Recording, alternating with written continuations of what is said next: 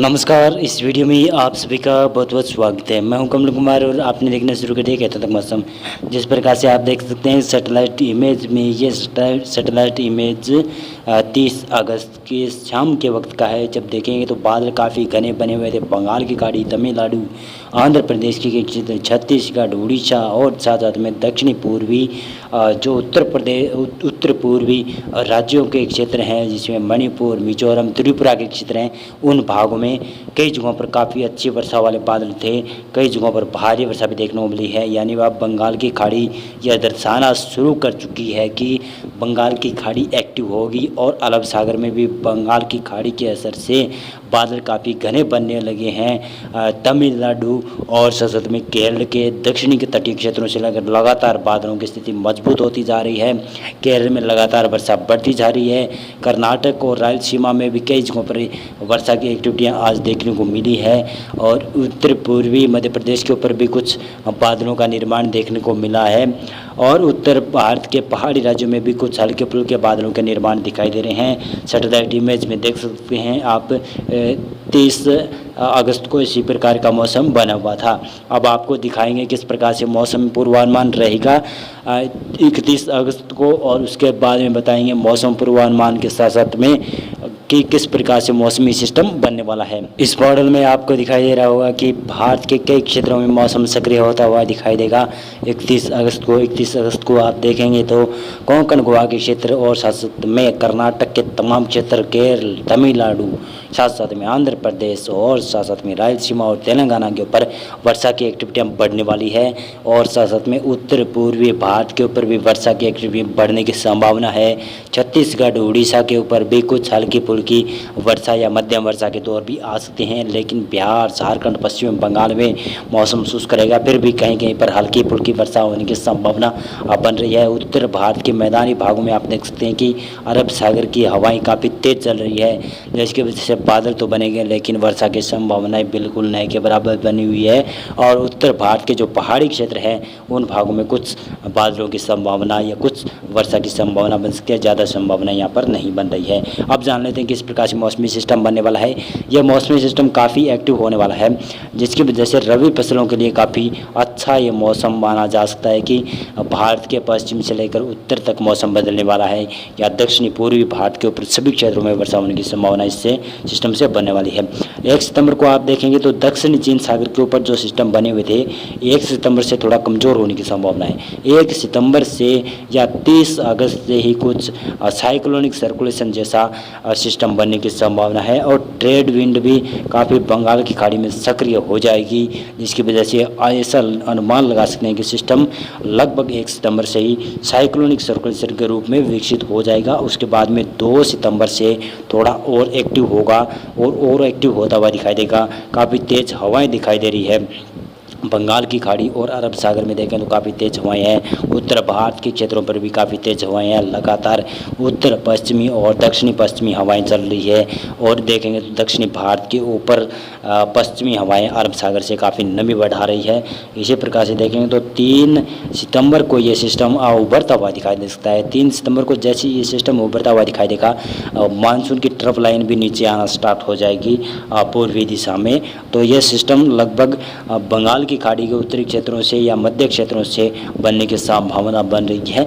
Cyclonic circulation लगभग 1 सितंबर से बन जाएगा, लेकिन 3 सितंबर को ये लो प्रेशर बन जाएगा। काफ़ी मजबूत सिस्टम होगा, जिसकी वजह से कई क्षेत्रों में वर्षा की शुरुआत लगभग 3 सितंबर से ही देखने को मिलेगी, जिसमें छत्तीसगढ़ से लेकर उड़ीसा, बिहार के कई क्षेत्र, झारखंड, पश्चिम बंगाल, उत्तर पूर्वी राज्यों के क्षेत्रों में साथ साथ में दक्षिणी भारत के ऊपर भी मानसून काफ़ी एक्टिव हो जाएगा इस सिस्टम के प्रभाव से।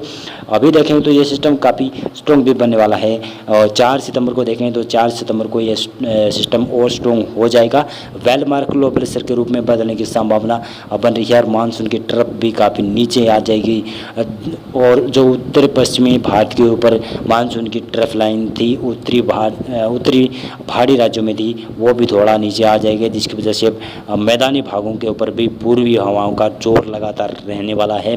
यह मानसून की हवाएं काफ़ी स्ट्रॉन्ग होगी, जिसकी वजह से व्यापक रूप से भारी वर्षा होने की संभावना भी कई क्षेत्रों में बनेगी, जिसमें बिहार, झारखंड, पश्चिम बंगाल, उड़ीसा, छत्तीसगढ़ के ऊपर और साथ में मध्य प्रदेश के पूर्वी क्षेत्रों से लेकर आप देखेंगे तो दक्षिणी भारत के तमाम क्षेत्रों में काफ़ी घने बादल छाने की संभावना है। ऑक्सो ट्रफ भी काफ़ी एक्टिव होने की संभावना बन रही है और अरब सागर में जो ट्रेड विंड चल रही थी वो काफ़ी स्ट्रॉन्ग चलने की संभावना है और well mark low pressure area भी काफ़ी एक्टिव होने की संभावना है। उड़ीसा और छत्तीसगढ़ में बहुत भयानक भारी वर्षा देखने की स्थिति बन सकती है। 5 सितंबर को ये शायद डिप्रेशन के रूप में विकसित हो सकता है और डिप्रेशन के वक्त ये सिस्टम बनेगा, जिस वक्त ये सिस्टम बनेगा तो लगभग उड़ीसा और साथ में पश्चिम बंगाल के काफ़ी तटीय इलाकों के काफ़ी करीब बनने की संभावना है और मानसून की ट्रफ लाइन भी इसी के साथ साथ में गुजरेगी। भारत के तमाम क्षेत्रों में इसका प्रभाव देखने को मिलेगा। भारत के उत्तर भारत में भी पूर्वी हवाएं लगभग 5 सितंबर से ही दिखाई देना स्टार्ट हो जाएगी कि पूर्वी हवाएं लगातार चलेगी, नमी लगातार बढ़ेगी, उमस भी बढ़ जाएगा उत्तर भारत के क्षेत्रों में। उत्तर भारत में कहीं कहीं पर बादलों का निर्माण और कहीं कहीं पर वर्षा की शुरुआत भी देखने को मिल सकती है 5 सितंबर से। लेकिन 5 सितंबर को ज़्यादा वर्षा की संभावना की बात करें तो बिहार, झारखंड, पश्चिम बंगाल, उड़ीसा, छत्तीसगढ़ से लेकर तेलंगाना, आंध्र प्रदेश, तमिलनाडु, केरल और साथ में महाराष्ट्र, कर्नाटक के कई क्षेत्रों में भारी वर्षा उनकी संभावना रहेगी।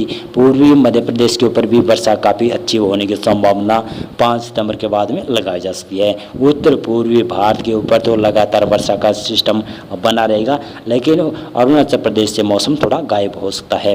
इसी प्रकार से देखेंगे तो 6 सितंबर को देखें, 6 सितंबर को ये सिस्टम और एक्टिव हो रहा है, लेकिन फिर भी यह डिप्रेशन की इंटेंसिटी में रह सकता है और यह सिस्टम उड़ीसा के ऊपर लैंडफॉल भी करता हुआ दिखाई दे रहा है, जिसकी वजह से देखेंगे तो 6 सितंबर को मध्य प्रदेश के पूर्वी क्षेत्रों से लेकर उड़ीसा, छत्तीसगढ़ के तमाम क्षेत्र और दक्षिणी भारत में तमिलनाडु से लेकर आंध्र प्रदेश, रायलसीमा और साथ में मध्य भारत के जो महाराष्ट्र के क्षेत्र हैं, पूर्वी विदर्भ के क्षेत्र से लेकर मराठवाड़ा तक बादलों की काफ़ी स्थिति मजबूत होती हुई दिखाई देगी। कई जगहों पर वर्षा भी महाराष्ट्र में शुरुआत हो सकती है और मध्य प्रदेश के पूर्वी क्षेत्रों से लेकर उड़ीसा और छत्तीसगढ़, पश्चिम बंगाल और झारखंड, बिहार के ऊपर भी हल्की से मध्यम वर्षा होने की संभावना और कहीं पर भारी वर्षा इस सिस्टम से देखने को मिल सकती है। उत्तर पूर्वी भारत के ऊपर भी इसका असर लगातार बना रहेगा। भारत के पश्चिमी क्षेत्रों पर भी इसका असर दिखाई देना स्टार्ट हो जाएगा। लगभग उत्तर पूर्वी दिशा से हवाएं चलना स्टार्ट हो जाएगी, इस तरफ से हवाएं आएगी और नमी वाली हवाएं होगी। मानसून की ट्रफ भी लगभग राजस्थान के मध्य भागों तक पहुंच जाएगी 6-7 सितंबर को। और 7 सितंबर को देखेंगे तो यह सिस्टम काफ़ी मजबूती के साथ में लैंडफॉल उड़ीसा के ऊपर कर जाएगा और पश्चिमी बंगाल में कई व्यापक वर्षा देगा और झारखंड के साथ साथ में उड़ीसा, छत्तीसगढ़ पर, बिहार के ऊपर भी अच्छी खासी वर्षा होगी। उत्तर पूर्वी भारत के ऊपर भी कई जगहों पर लगातार वर्षा का दौर रहेगा। दक्षिणी भारत में इस सिस्टम से भी काफ़ी व्यापक वर्षा होने की संभावना लगातार 7 सितंबर को भी बन सकती है। केरल, तमिलनाडु के आसपास के क्षेत्रों से लेकर आप देखेंगे तो महाराष्ट्र तक तमाम क्षेत्रों में यहाँ पर हल्की से मध्यम वर्षा, कहीं के पर भारी वर्षा होने की संभावना बन सकती है। विदर्भ और मराठवाड़ा में कई जगहों पर भारी वर्षा होने की संभावना बन सकती है। इसी सिस्टम का असर उत्तर भारत के मैदानी भागों से लेकर मध्य भारत के कई क्षेत्रों में देखने को मिलेगा और मध्य प्रदेश के ऊपर भी इसका असर होना स्टार्ट 7 सितंबर से ही दिखाई दे रहा है। 7 सितंबर से ही मध्य प्रदेश के कई क्षेत्र, जिसमें पूर्वी क्षेत्र विशेष तौर से ज़्यादा वर्षा देख सकते हैं 7 सितंबर को। और 8 सितंबर को आप देखेंगे तो यह सिस्टम और एक्टिव होता हुआ मध्य भारत के ऊपर या कह सकते हैं कि पूर्वी भारत के ऊपर पहुंच जाएगा और इसकी ट्रफ लाइन भी काफ़ी मजबूत एक्टिव हो जाएगी।